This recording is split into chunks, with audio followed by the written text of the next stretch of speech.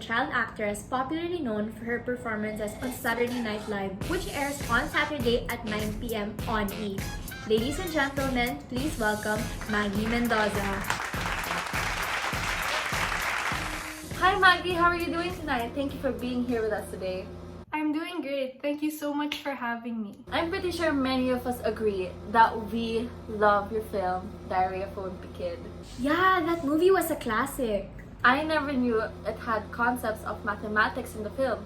Could you tell us a bit more on that? Sure. Well, actually, what we do in the films that I direct is we add a little bit of simple mathematics just so that even while they're enjoying an entertaining movie, they're learning a little bit more, even if they don't, it's very subtle, they don't really know it yet. That is so interesting. We actually have a short clip of the skit. Let's take a look. Probably not a good idea. My dad's still annoyed at you. For what? Remember that secret language we made up last week? Your pa, dad pa, Snell's pa, like pa, a woman pa. I think he cracked our code. We should probably do something outside. Angela. Mafis office officer. If it's office boffice, poffice samana, office office nothing nothing. And I for nothing nerves and a office off of people poffiner. Angela was from Canada. Often off from sofa glaffa. Toffel sofa hoffer puffy droffers. Often off of waffen off and on. Waffen off of different hop and town.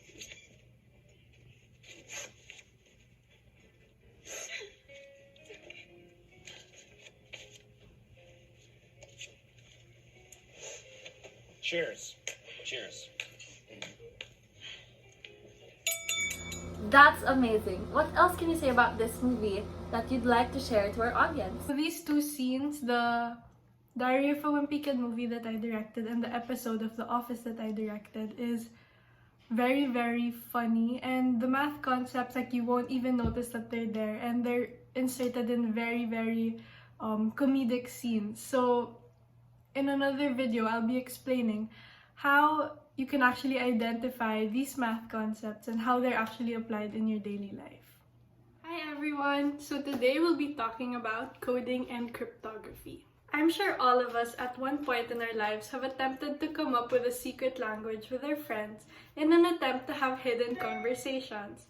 This is a fun and silly activity usually done by kids, but the attempt to jumble up words to come up with new and indistinguishable words actually falls under a branch of mathematics that focuses directly on communication. Under this branch are concepts of coding and cryptography. Let me show you a movie clip that you may find familiar, but never really thought that math was present here. Probably not a good idea. My dad's still annoyed at you. For what? Remember that secret language we made up last week? Your pa, dad pa, Snell's pa, like pa, a woman pa. I think he cracked our code. We should probably do something outside. Have you seen this movie before? Greg and Rowley thought they were so clever with their secret language, but as it turns out, Rowley's father could understand them the whole time. Their effort to talk about Mr. Jefferson behind his back has failed because their codes were too obvious. Though, this is a perfect example of the encoding process. This is the communication model. In this scenario, Greg is the sender, while Rowley is the receiver. Greg's message goes through the process of encoding in an attempt to conceal his original message. So, Greg's original message that he doesn't want Mr. Jefferson to hear is "Your dad smells like a woman." So in order to encode his messages, or conceal it in this case, he adds what are called redundancy digits.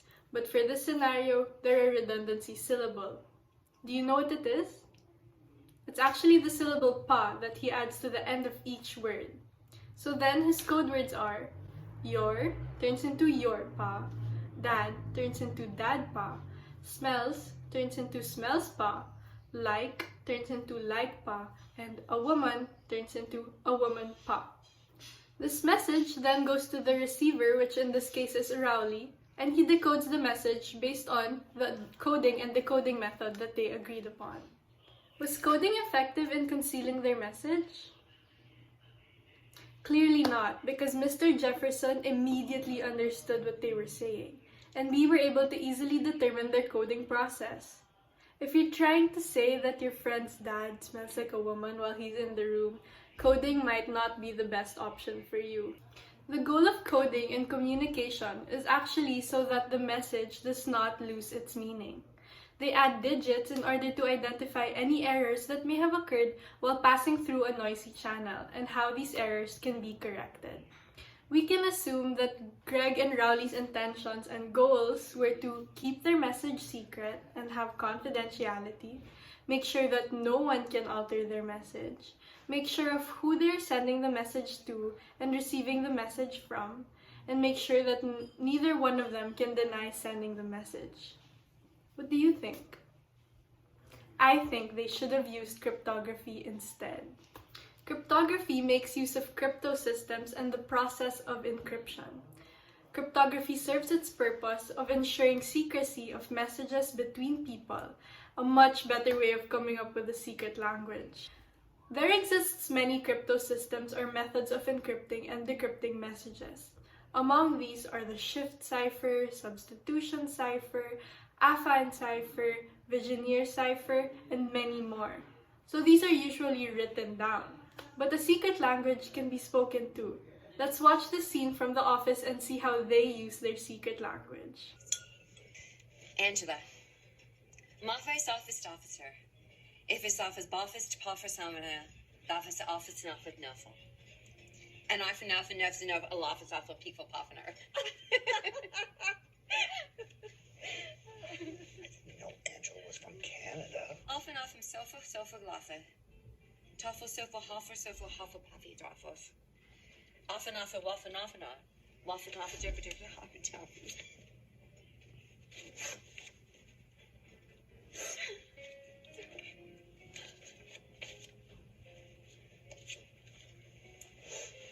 Cheers. Cheers. For her sister's wedding, Rachel said her speech in the secret language that they created together. This way, only she and her sister understood it. No one else at the wedding reception understood it, and the message was kept confidential. They could have been saying things that they didn't want the rest of the partygoers to hear, and definitely succeeded. This is an example of a successful secret language. Another quality of an effective crypto system is that only the parties involved in the communication know how to decrypt the message. And for that reason, we cannot determine what Rachel was saying in her speech. I hope you guys learned more about coding and cryptography through popular movie and TV references. Thanks for watching!